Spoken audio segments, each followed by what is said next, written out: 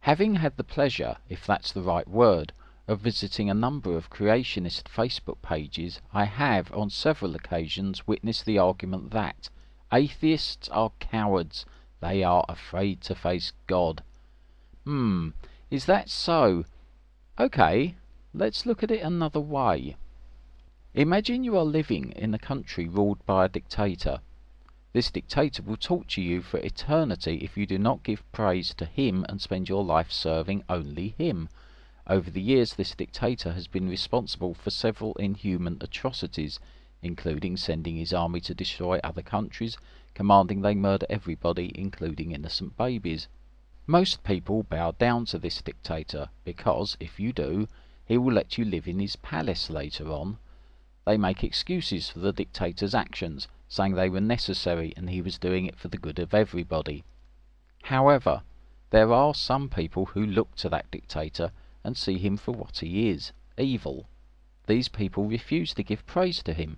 They refuse to spend their life worshipping him, and they do this as a matter of principle, because they consider the actions of that dictator to be abhorrent and against all that is good or right.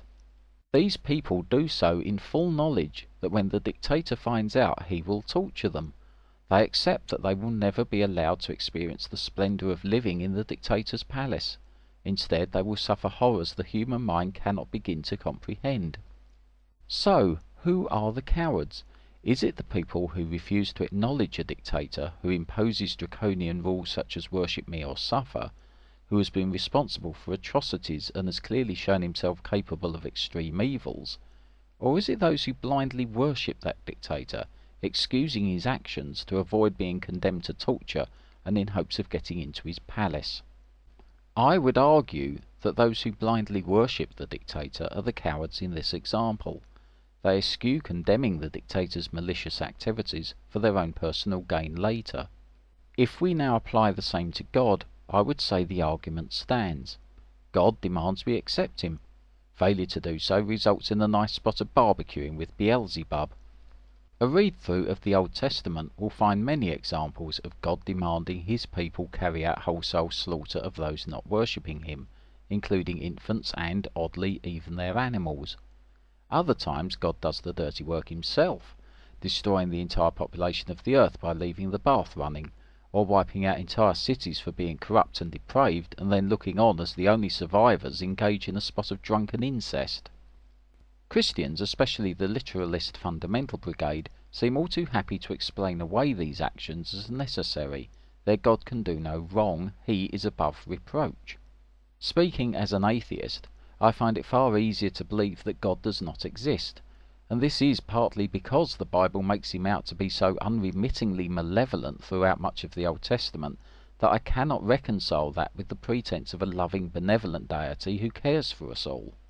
Touching back on our hypothetical dictatorship, those who worship that dictator can see him. He is tangible, he appears on the palace's balcony and overlooks his country. The people have documents written by the dictator's own hand, not by his personal assistant. Photographs of him adorn the walls, alongside the catchy tagline, "Worship me or suffer." The people know he exists. However, there is no proof for God, regardless of what the religious may claim. He is taken purely on faith, yet they still choose to worship him in hopes of avoiding eternal damnation, despite the growing evidence that the Bible is, at best, inaccurate.